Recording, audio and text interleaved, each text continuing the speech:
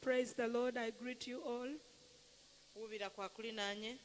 Just wave to your neighbor. We welcome you people watching us on online. Those listening on Inaman FM. And those on Zoom. Praise the Lord. We are in the program Eternal Life. And the subtopic is the Kingdom of God.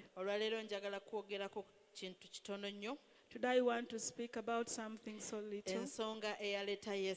The reason why Jesus Christ came. The purpose of Jesus' coming. Praise the Lord. Praise the Lord. The Bible says in the book of Revelation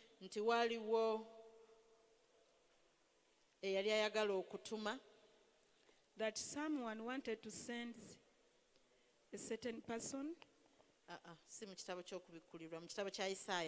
Sorry, in the book of Isaiah.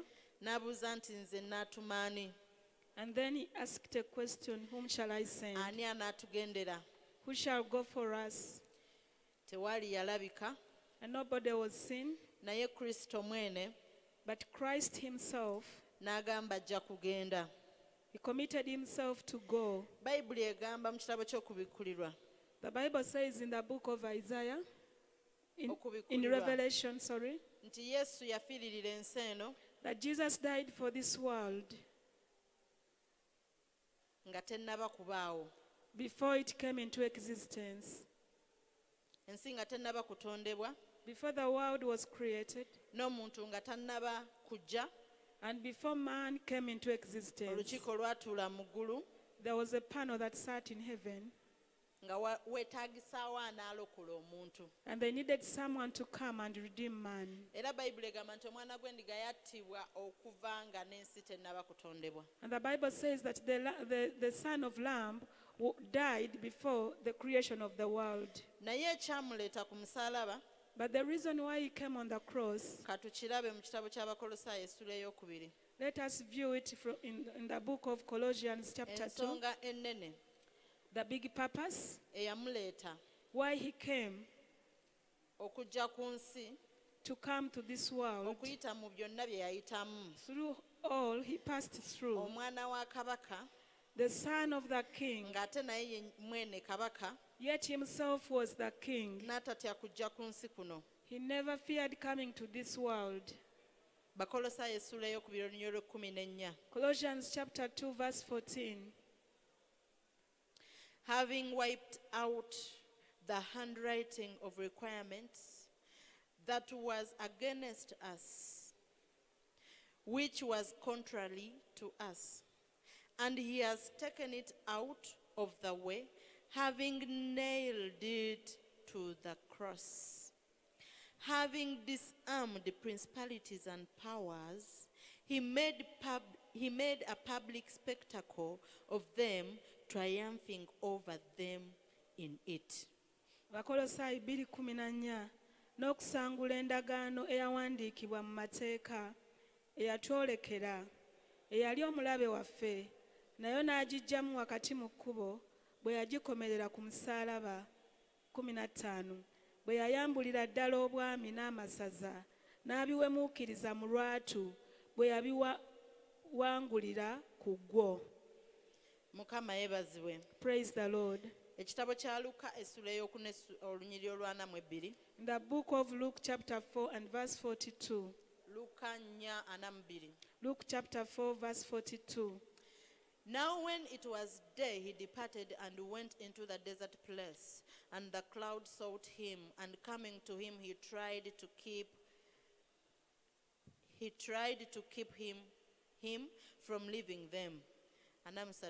But he said to them, I must preach the kingdom of God to the other cities also, because for this purpose I was sent. And he was preaching in the synagogues of Galilee. Lukanya 4:2. Awo obudde bwe bwakya n'avaayo n'agenda mu kifo etali bantu. Ebibiina ne bimunoonya ne bajja waali ne baagala okumugaana aleme okubavaako. 43 Naye n'abagamba nti kiŋŋwanidde okubuulira enjiri ey'obwakabaka bwa Katonda ne mu bibuga ebirala kubanga kye kyantumya.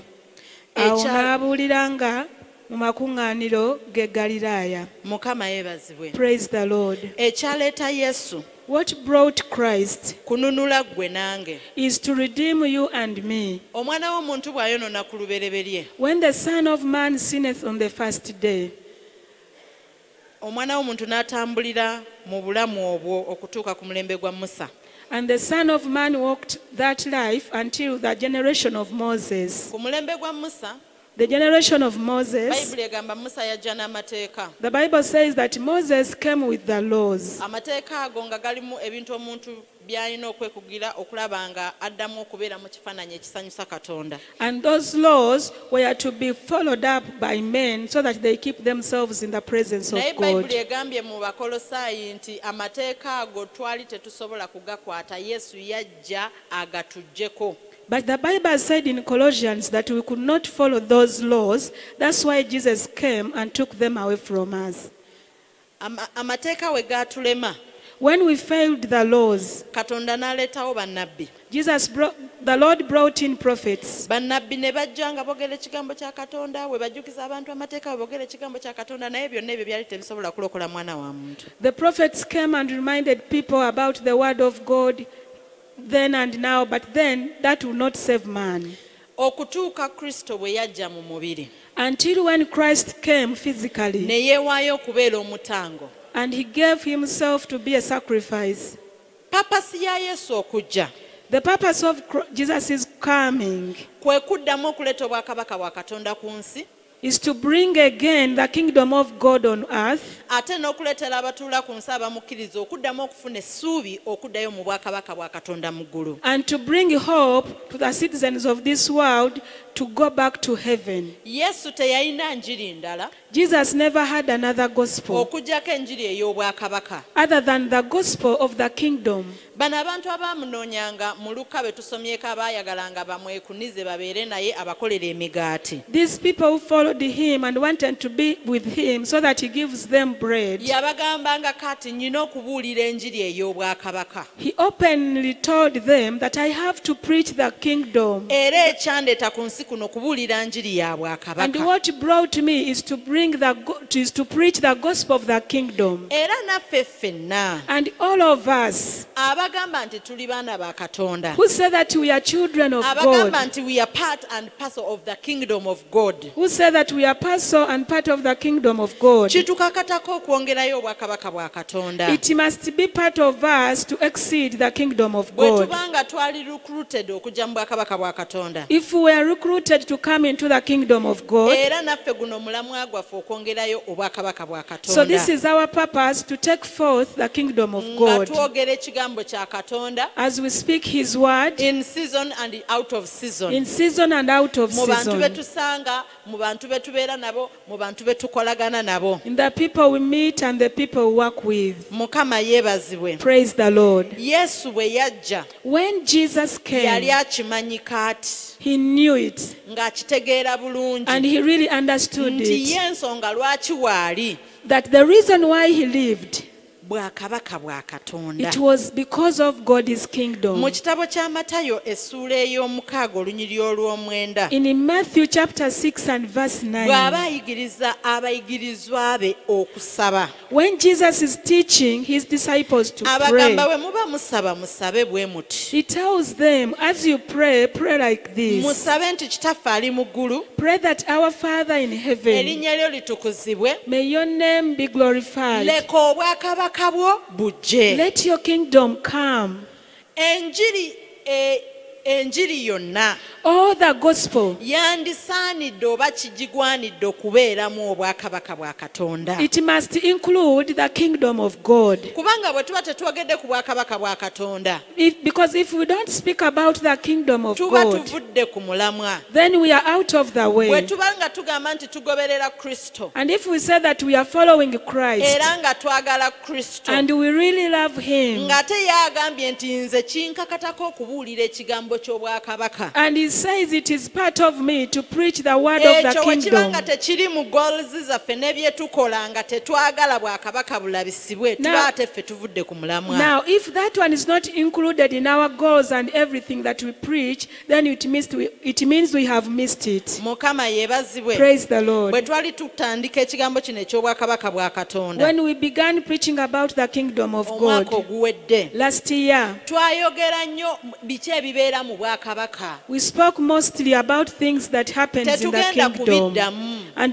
we want to revisit them. Naye mu bwakabaka buno ffe bwe tulimu era bwe tusuubira okwenjoyinga fuli nga tuvudde mu mubiri guno. But in this kingdom where we are, and which we hope to really enjoy when we go after this body, kitukakatako okubeera nga turecruitinga abantu abalala. it is a must for us to recruit many other people to join Bwe us. njogera ekyo obviously mind ye kugamba okubuulira enjiri. When I speak that, your mind speaks to you about preaching the gospel. Yes, tulina okubuulira enjiri. True, we must preach the gospel. Naye enjiri ebuulirwa mu magezi gonna mu kutegeera kwonna. But the gospel must be preached in all ways and in all wisdom. Bayibuli egamba mu kitabo ky'Abakolosaayo essula esooka olunyiriri okuva ku 2:6 okukka wansi.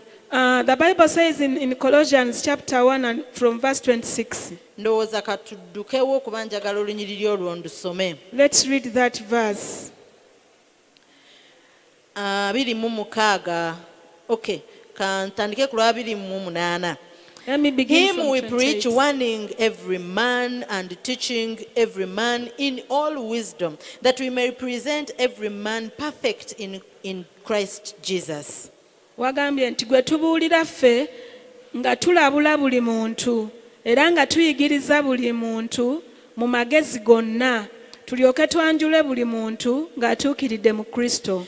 Kyembadde njagala waawo mu magezi gonna. What I needed from there is in all wisdom. Mu magezi gonna tubuulira tutya Kristo, tubuulira tutya obwakabaka bwa Katonda. How do we preach in all wisdom the kingdom of Mu God? byonna Katonda by'atuwadde, exposure Katonda gy'atuwadde. In everything that God has given us, and even the Tulina exposure, okubyekkannaanya obulungi okulaba oba bifrontinga obwakabaka obw'omu ggulu. we must look at them to see that they put in front the kingdom of heaven. Embala zaffe, Our characters, engeri gye tweyisaamu, the way we behave, engeri gye twogeramu, the way we utter engeri gye words, turespondingamu eri abantu abalala, the way we respond to other engeri people, gye turelatingamu n'abantu abalala. engeri gye tukolaganamu Ebyo n'abalala. byonna bibuulira Kristo eri abantu abalala oba byongerayo obwakabaka bwa Katonda. Do all those preach Christ to other people or take forth the kingdom of God? Mu magezi gonna In all wisdom. Yesu agambye abantu abaali bamuziyiza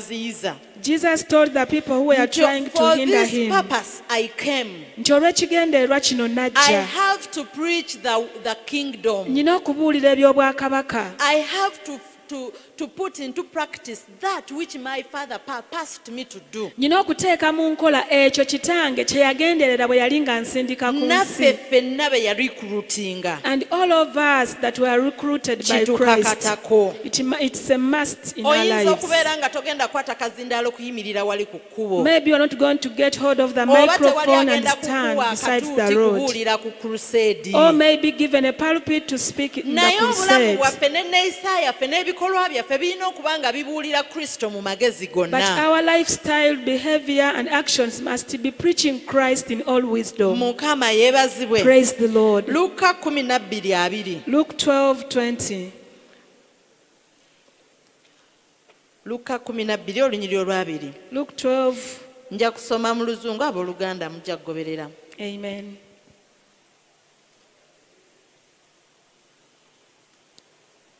But God said to him, "Fool, this night, this night your soul will be required of you. Then then whose will those things be which you have provided? So is he who lays up treasures for himself and is not rich toward God." Then he said to his disciples, "Therefore, I say to you, do not worry about your life, what you will eat, nor about the body.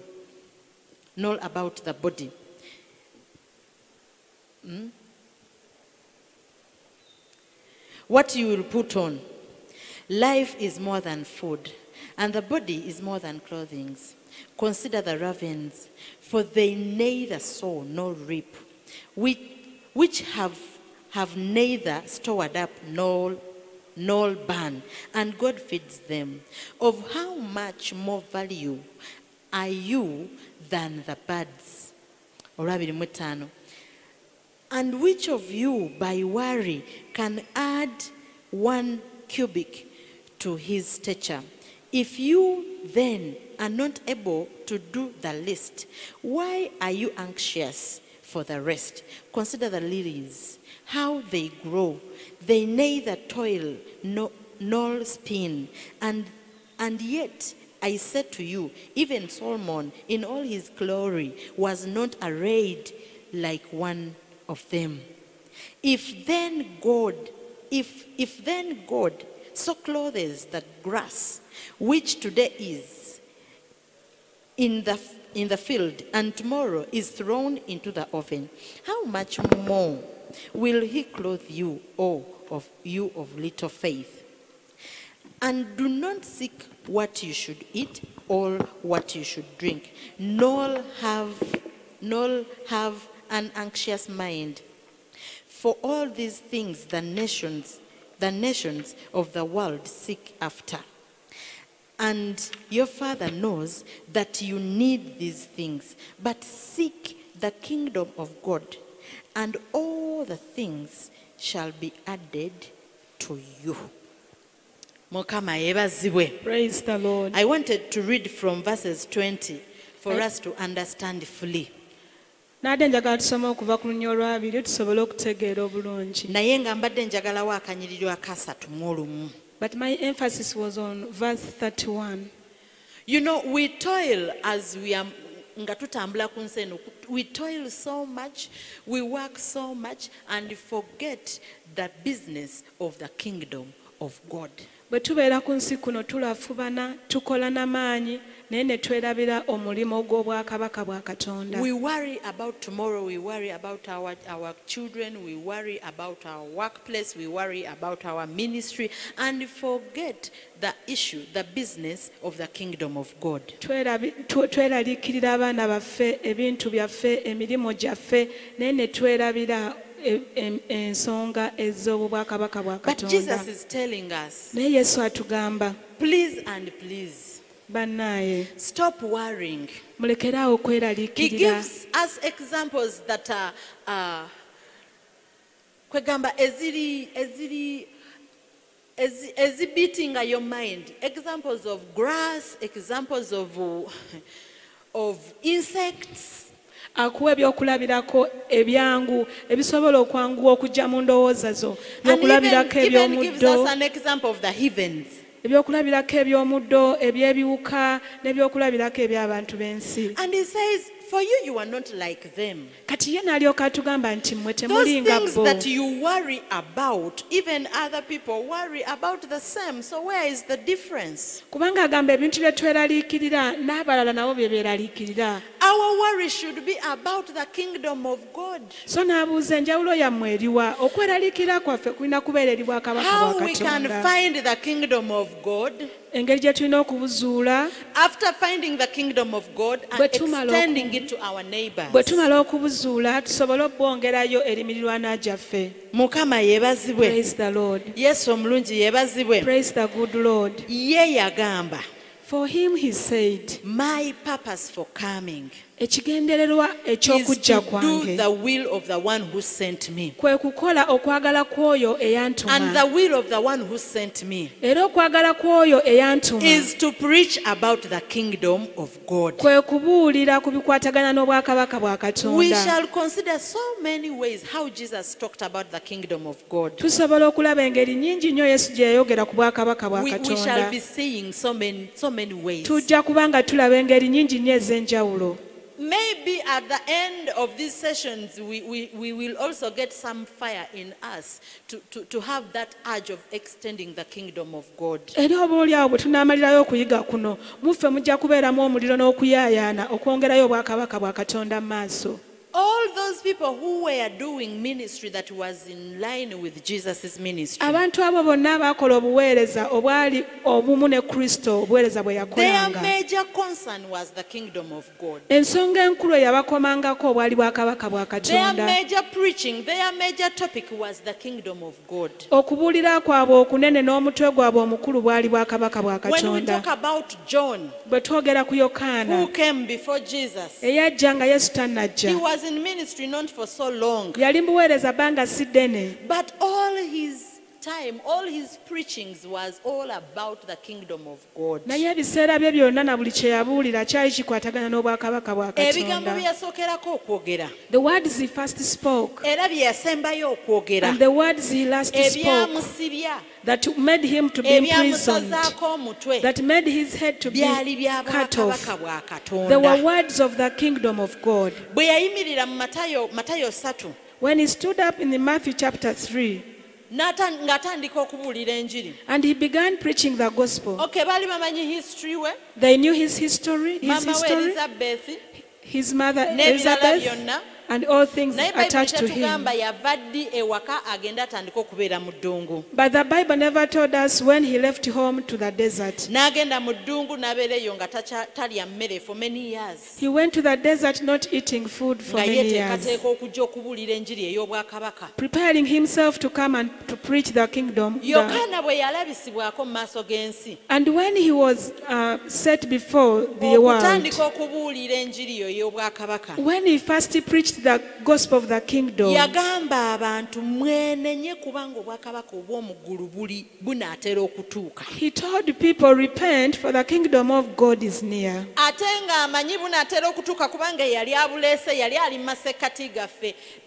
masekkati gaabwe. And he knew that it was near because the one who had brought the kingdom was in their midst. Yesu yabikkulirwa eri Yokaana nga Yokaana ali mu lubuto nga ne Yesu akyali mu lubuto. Jesus was revealed of John when they were both in their mother's womb. Kati yali ayogera ng'akimanyi obwakabaka obw'omu ggulu bunaatera okutuuka, oba butuuse oba buli mu masekkati gaffe, abooluganda mwenenye. So he was telling them, the kingdom of God is near, or it is in our midst. Please repent. N'abagamba mwenenye mudduke obubi. And he told them, repent, run away from Oli aleeta evil. obwakabaka wa kitiibwa nnyo, nze sisobola namukwata ku buguwa bw'engatto ze, naye mwenenye mulabike nga musaanidde. The one who is bringing the kingdom is too holy. I cannot even touch his shoelaces, but repent Mujje mubatizibwe. and be able so that you can be baptized. Ngenda babatiza mu mazzi. I'm going to baptize you with water. Naye oli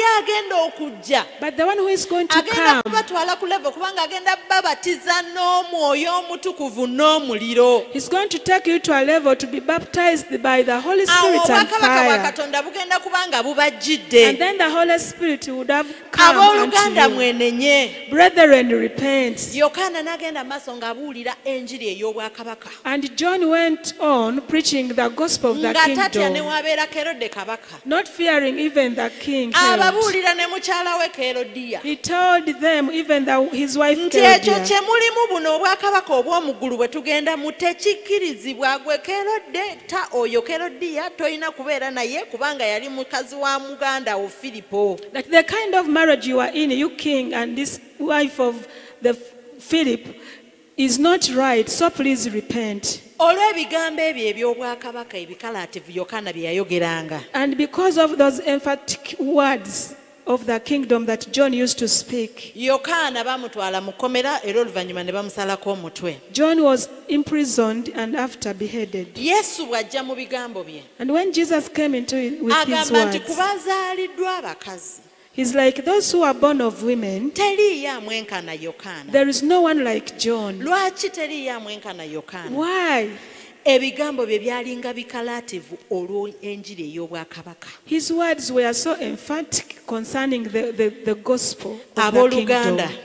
Brethren, abooluganda abatukuvu abatudde wano, brethren who are seated here, bwe tuba bakunywerera mu bwakabaka buno bwe tulimu, if we are to be rooted in the kingdom of God where we okusookera are, ddala twetereeze tukwate ebiragiro n'amateeka eby'obwakabaka. first of all, let us follow the rules and the commands of the Naye kingdom. ate kitukakatako okwongerayo obwakabaka But then it's a must to us to proceed the kingdom mu of God magezi gonna, in all wisdom, mu kufuba kwonna. in all toil. Abakyala balina olukuŋŋaana mu mwezi gw'okusatu. Women have a conference in March, Omutwe gwalwo gugamba nti okuweereza Mukama n'ebintu byaffe. and the theme is serving God with Luka 8:3. our things. Luke Mu magezi 8:3. gonna In all wisdom, okwongerayo obwakabaka, to take forth the kingdom oba of God, kikutwalira kutoola ku ebyo by'olina, whether it takes your possessions, naye neiba waategeere obwakabaka obw'omu ggulu. so that your neighbor knows about the Ategeere kingdom nti of heaven. oluvannyuma lw'obwakabaka buno abantu bwe babadde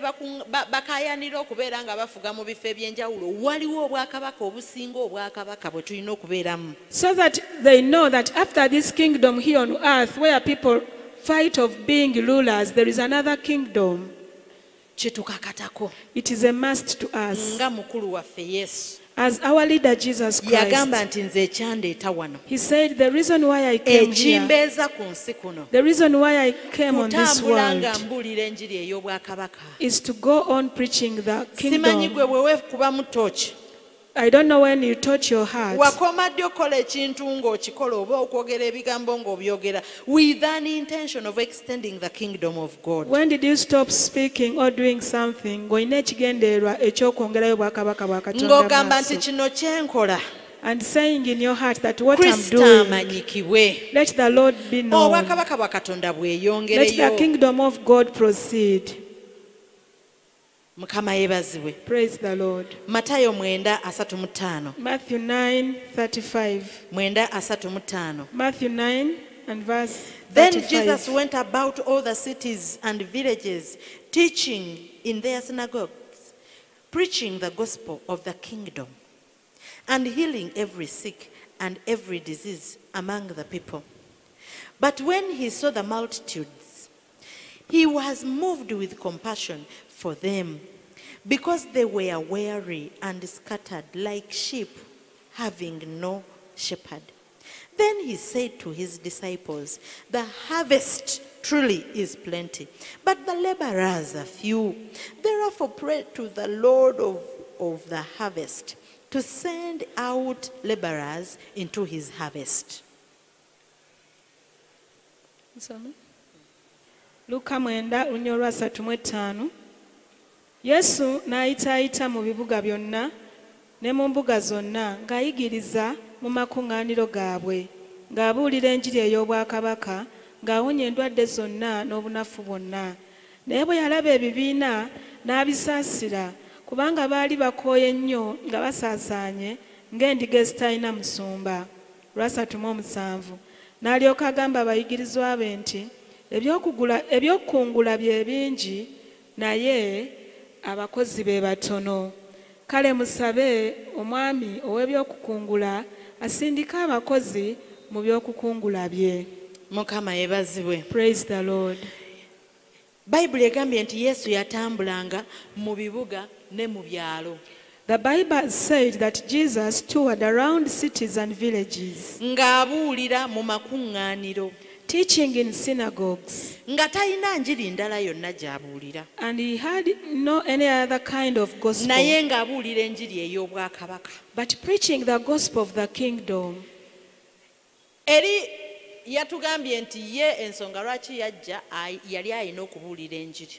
He told us in another chapter that the reason why he came was to preach the gospel. Yatambulanga mu bibuga, So he went around yatambulanga cities mu byalo, and villages, mu makuŋŋaaniro, in synagogues, nga talina kirala kyakola okugyako okubuulira enjiri ey'obwakabaka. doing nothing else other than preaching the gospel. We wabeeranga wabeetaaga okujjanjaba, Where people needed healing, ng'abajjanjaba, he healed naye them. n'amala n'ababuulira enjiri And ey'obwakabaka. then after he preached the gospel to Abalwadde them, ab'omwoyo n'abalwadde ab'omubiri. the people who were sick spiritually and physically. Naye n'akolamu ka stop, And then he made a stop yagenda okuyimusa amaaso bw'ati And when he looked, ng'alaba ebibinja n'enkumi n'enkumi z'abantu he looked at a multitude of people.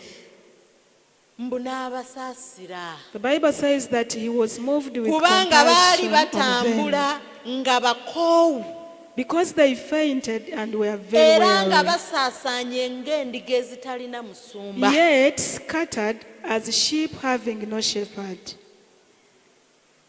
But when he saw the multitudes, he was moved with compassion for them because they were weary and scattered like sheep having no shepherd.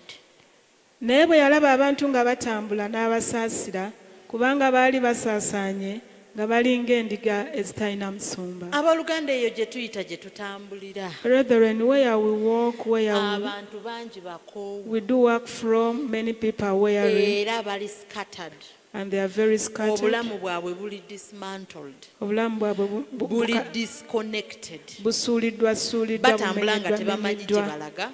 They walk as if they don't Tebamanyi kye know baliko. where they are going. Tebamanyi kiddako. They are not focused. Bali They don't know what is confused. coming next. Mazima ddala balinga endiga ezitalina musumba. Truly, they are like sheep Naye nga without a kitwala shepherd. ffe kyetaagisa ffe abategedde ekyama kino eky'obwakabaka. But then it takes us who have known the mystery Abategedde of nti the bwe tujja eno kingdom, mu bwakabaka tufunayo ekiwummulo. who have known that when we come unto the kingdom, we Tufunayo receive emirembe. rest, we receive peace. Twetikula emigugu gyaffe ne tugimuwa egizitowa n'atuwa egigye We egitazitowa. offload to Christ and He gives Nga us. kitutwalira okukwatibwa ekisa. So it takes us to have mercy Okubabuulira ekigambo eky'obulamu. upon those people as we preach them the word Mu of life magezi gonna. in all kind of wisdom. Abantu abasinga bali ripe for salvation. Many people are ripe for salvation. Abantu babonyeebonye naawe okimanyi olina gw'otunulako n'ogamba naye bannange nange nnyina ebizibu naye gundi alina ebizibu. People have suffered to an extent that you see some of them and you are like, I've also passed through hard times, but this one Naye nga has passed totwalangayo through. sitepu yonna kumutuukira kumugamba nti naye waliwo atikula emigugu, waliwo ayamba, waliwo anyiga ebiwundu, waliwo aleeta emirembe, waliwo obwakabaka obulala obulimu empewo efuuwa ebizibu ku mutima. But pity enough, you have not told any one of those about the kingdom of God and the king therein that can bring life, peace, and rest unto them. Yesu agamba amazima ekyengera kingi kyengedde. And Jesus says the harvest is Naye the harvest is truly plenteous, abakunguzi tewali. but laborers are very few. Naye nga tuli bangi abalokole. Yet we are very many born again. Tuli bangi We abalokole. are very many Naye Yesu born agamba again. abakunguzi tewali. But Jesus said we don't have laborers. Nti nannyini bantu asindika abalala. Let the owner of people send others. Yes, Katonda alina abalala bajja okuyita. I know that the Lord will send and Naye call naawe many beera omu others. ku abo abayongerayo obwakabaka bwe mu bantu. But I urge you also to be part of those who make his kingdom go forth. Mukama yeebazibwe. Praise the Lord. Yesu omulungi yeebazibwe. Praise Jesus. Ekitabo kya Yokaana. In the book of John, Yokaana 12. John chapter 12 Olunyiri olw'27. and verse 27. Now my soul is troubled, and what shall I say, Father? Save me from this hour. But for this purpose I came to this hour. Father, glorify your name. Then a voice came from heaven saying, I have both glorified it and will glorify it again. Therefore the people who stood by and heard it said that it had thundered. Others said, an angel has spoken. Jesus answered and said, this voice did not come because of me, but for your sake. Now is the judgment of the world. Now the ruler of this world will be cast out. And I, if I am lifted up from the earth, will draw all people to myself. Mukama yebazibwe. Praise the Lord. Yesu omulungi yebazibwe. Praise the Lord. Yesu ne wana akiddamu. And here Jesus Akiddamu n'agamba nti olw'ensonga eno nze speaks najja ku nsi. again and says, for this very reason I came unto the world. N'agamba Mukama nti gulumiza erinnya lyo. And he tells the Lord that glorify your name. Kitaawe n'amuddamu n'amugamba erinnya lyo naligulumiza era ngenda ligulumiza. And his father responded and told him, I already glorified your name and I shall Abaaliwo glorify it. tebaabitegeera. People around never understood that. Abalala baawulira ggulu libwatuka, abalala bagamba oba malayika ayogedde. Others, they just thought the angel had spoken. Naye Yesu n'agamba nti eddoboozi lino terizze lwa kuba nze. Yesu teyajja lwa kuba ye, naye agamba lizze lwa kuba mmwe. But Jesus said, this voice came not because of me, but for your sake. Terizze lwa kuba nze, lizze lwa kuba mmwe. That voice never came for Jesus' sake, but because of Ngenda us. kukola omulimu ogusembayo. I'm going to do a work in these Era last days. ngenda kubagula. And I'm going to purchase To you. redeem you. Era olw'okuba ngenda kubanunula. And because I'm going to redeem you, N'olw'ensonga eyo omusango gugenda kubeerawo. for that reason, judgment is coming. Singa Yesu teyajja kutununula mu kikoligo ky'amateeka n'okutununula mu kufa, oba oliawo omusango tegwandibaddewo. If Jesus never came to redeem us from sin and from law, maybe judgment would not appear. Agamba olw'okuba nze nzize, olw'okuba nsasudde omutango, olw'ensonga eyo wagenda kubeerawo omusango. And then he says, because I've come and I've paid the price, for that reason judgment is come. Olw'asatu mu ebbiri. Verse 32. Eyange ey'oluzungu egamba, and I, if I am lifted. Now, if does not mean that Jesus is doubting whether he will be lifted or he will not be lifted. Kati wano wagamba nti naye nze bwe naayimusibwa. Kati ekigambo ekyo naye nze bwe naayimusibwa tekitegeeza nti Yesu yali abuusabuusa oba anaayimusibwa oba taayimusibwe. If I am lifted. Naye yagamba nti nze bwe nnyimusibwa.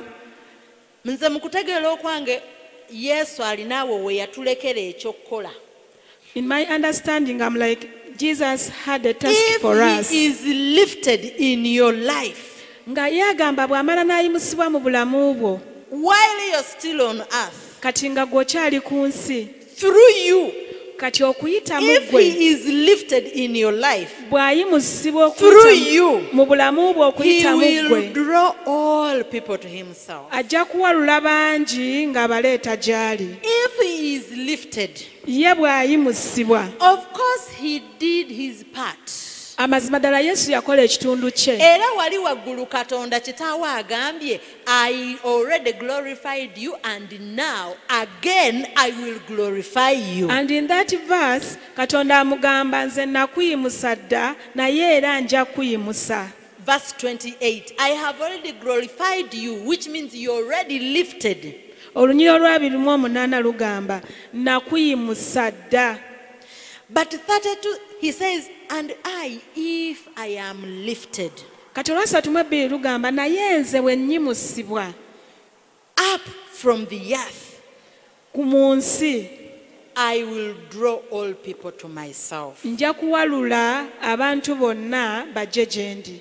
Awe wali omulimu gwaffe. Now that's where our task is. Okwongerayo obwakabaka bwa Katonda. To take forth the kingdom of God. Okwongerayo Kristo. To take forth Jesus Nga Christ. tumuyimusa. As we lift him up, Mu bikolwa byaffe nga tumuyimusa. the way we behave, Ku mirimu gyaffe nga at tumuyimusa. our places of work, Mu baana baffe nga as tumuyimusa. we lift up Jesus amidst our Wabeere children. waatunuulira eri agamba naye oyo alina Katonda. And somebody views you and says that person Wabeerewo has omuntu God. alokoka olw'okuba osharinze naye. Maybe a person gets saved because of the sharing. Ng'osharinze ebiritangebo. As you share tangible Alabe things, Mukama ng'ayimusiddwamu ebyo ebintu by'omuwadde ebiritangebo. let them see the Lord being lifted as you give them tangible things. Mukama yeebazibwe. Praise the Lord. obwakabaka buno bwe twajjamu The kingdom where we came si to, bwakabaka bwa kutuula kurelaxinga na it is kunyumirwa not a kingdom to just come in and sit and naye relax and bwakabaka bwa enjoy, kukola but the kingdom to work. era kitukakatako And it's a must to us. era tulina okubeerako ne bye tugenda okuwa mukama waffe nga tutuuse mu maaso ge And we must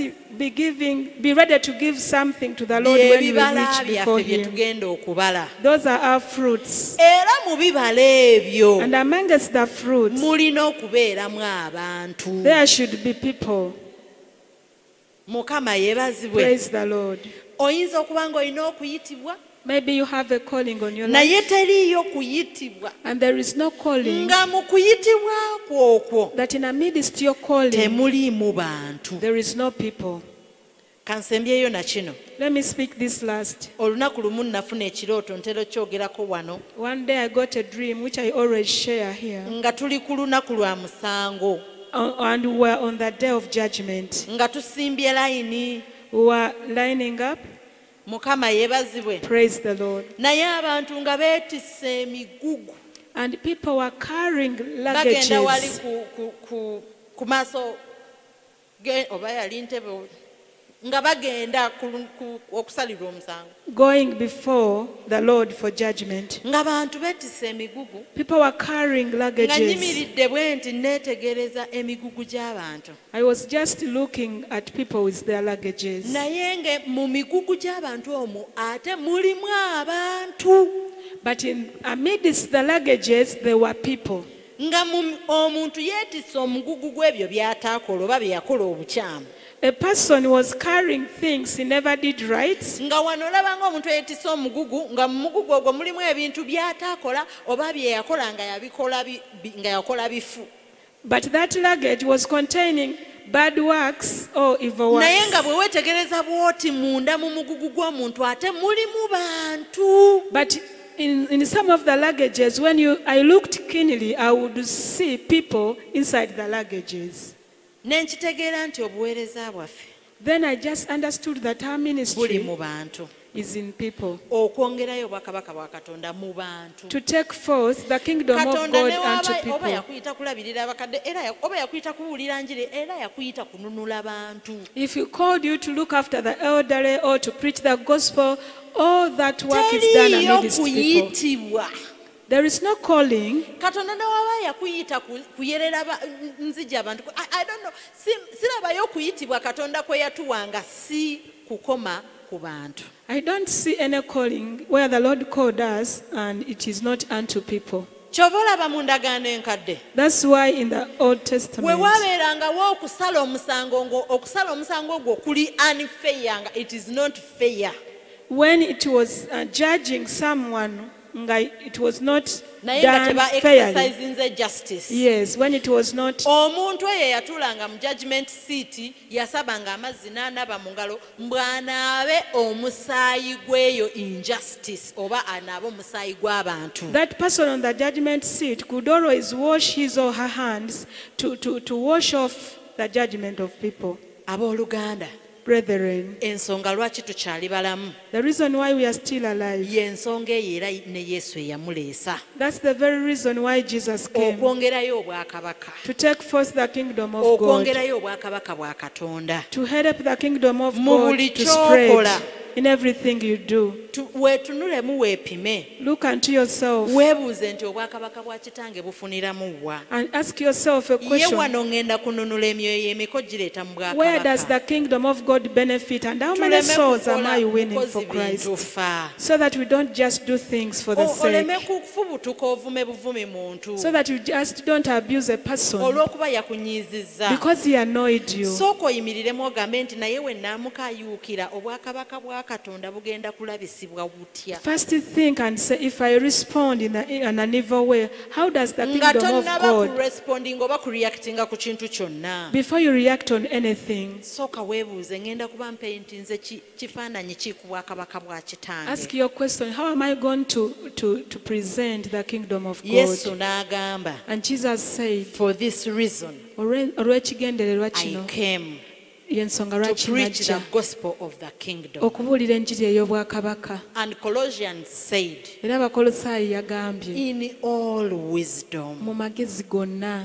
Mukama yebazibwe. Praise the Lord. Mukama abawa omukisa. May the Lord bless you so Omwoyo much. omutukuvu njagala okwebaza. Holy Spirit, I want to thank you. Nsabye otuwa amagezi. I pray that you give us wisdom, Engeri y'okutambulamu. the way to walk on, Engeri y'okukolamu. the way to do things. Tuwe omwagaanya. Give us the Okusobola okukola bye tulina okukola mu bwakabaka. so that we can do what we are supposed to do Abamu in the ku ffe oyogedde kingdom. naffe ebyokukola. Some of us, you have told Ne us what to do, twebuzaabuza. and we were not Ne responsive, tubyongerayo. and we postponed, Ne tugamba tunaabikola enkya. saying we shall do it Tunaabikola tomorrow, luli. maybe the other day, Tugira tulindako. maybe we are Mbu waiting, tukyasaba. we are Ne praying, tubyongerayo. and we keep on Naye nga togambye postponing. obwakabaka bwa Katonda bunaatera okutuuka. But then you say that kingdom of God is Era near, buli kumpi. and it's very near. Era n'ogamba nti buli muntu agenda kwetikka omutwalo gwe. And you say that every person will Nsaba carry. ekisa kyo. I pray for your Kristo ekisa grace, kye watambuliramu. the grace where you move Emisana n'ekiro. day and night. Ng'obuulira enjiri ey'obwakabaka. When you preach the kingdom, Mukama ffe tetuli ba full time ministers. we are not full-time ministers. Tutambula nga bwe tukola n'emirimu egy'ensi eno. We do other jobs. Naye n'eyo gye tukolera. But even at the place Tuwe of work, ekisa Mukama. we pray for your special Tusobole grace okwongerayo obwakabaka. so that we take forth the Ffe ffennyini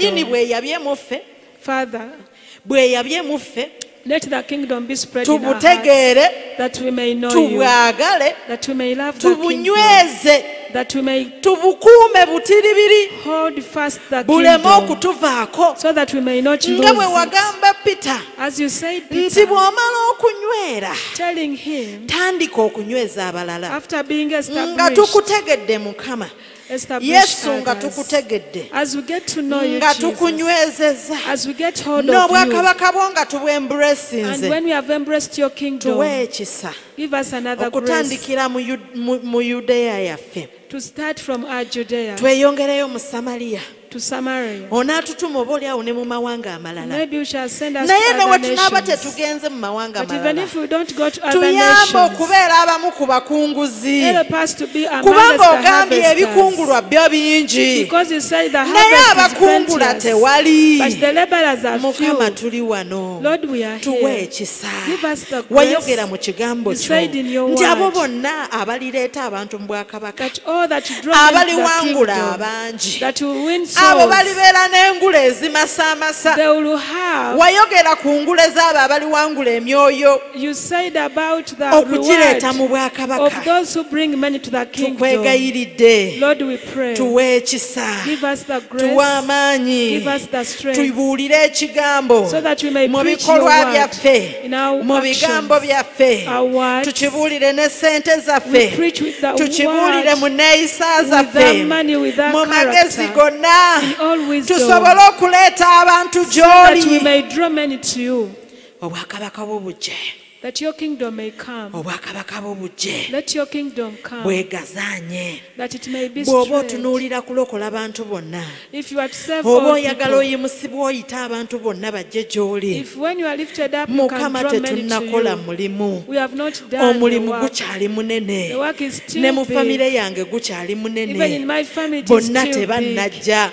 All of Ku them have kyalo not kyange come. gukyali munene. Even at my You village. said if you're lifted, And wagamba nti you bw'onooyimusibwa will draw all men. ojja kuleeta You will abantu draw gy'oli. all people. Ojja kusika The abantu people I bonna. stay with don't believe in you. Abantu bembeera nabo Not all of them have tebakukkiriza. accepted you. Bonna tebannaba kukkiriza. Help me lift you up. Nyamba Mukama nkuyimuse. Help my mind lift you up. Nyamba ebirowoozo byange Help me in bikuyimuse. my actions to lift you Nyamba up. ebikolwa byange In bikuyimuse. all my ways that I may lift you Mu up. byonna bye nkola That you nkuyimuse. may draw all men to you. Osobole okusika bangi okujja gy'oli. Help me, Lord. Nyambaako Mukama. Help me, Jehovah. Nyambaako Mukama. Neetaaga obuyambi bwo I need Mukama. your help, Lord. Nsobozesa. mu linnya lya kitaffe n'omwana n'omwoyo omutukuvu. Enable me, Lord, in the name of Mukama Jesus. tukwebaza akawungeezi We k'olwaleero thank you, Lord, this olw'ekigambo kye evening tuwulidde. for the word we've heard. Kisiiringe n'omwoyo omutukuvu. May you seal it with the Holy Nyamba Spirit. nkyekuume Mukama. Help me that I may keep it, Nkyekuume kireme okubbibwa omubi. that I may keep it that is not Era stolen by Mukama the evil nsaba. one. And Lord, I pray N'ekiro ky'olwaleero otukuume. that even this night keep Nsaba us obukuumi bwo safe. ku bantu bano nga bava wano. I pray protection upon these Omulaba people, aleme that okubeegirisizaako. the enemy will not take Waleme chance of their okubeerawo lives, alumbibwa n'omu. that nobody is Waleme attacked, okubeerawo akubibwa mu that kkubo. nobody is hit on Mukama the way. tukuume eri ababbi. Father, keep us safe from Tukuume eri robbers. abanyazi. Keep us from Tukuume eri thieves. abakola road blocks ezitaliiyo. Keep us, Lord. Omukono gw'omunene gutubeereko. Let your might hand be Si ffe upon ffekka us. abali wano. Not only us Naye who are Mukama here, n'abaana b'abalonde bo wonna and we bali. even your chosen people Obukuumi bwo wherever they are. butubeereko ekiro. Let your protection be Butubeereko upon us as emisana. the night and during Bubeere the ku day, baana baffe. and upon our Bubeere ku children, mirimu gyaffe. and upon our jobs, Bubeere ku bulamu bwaffe. and upon our lives, Waleme okubeerawo okufa nga okufa tekunnatuuka. so that there is no death before the real time. Mukama Yesu, Father, Lord, tukukwasa obulamu bwaffe. we commit our lives Tukukwasa to you. ebyaffe byonna. We surrender Nga everything tukwesiga as we trust nti you, onaatuwanguza. that you help us Mu linnya lya overcome. kitaffe n'omwana In the name n'omwoyo of our omutukuvu. Father and the Son and the Holy Amiina. Spirit. Amen.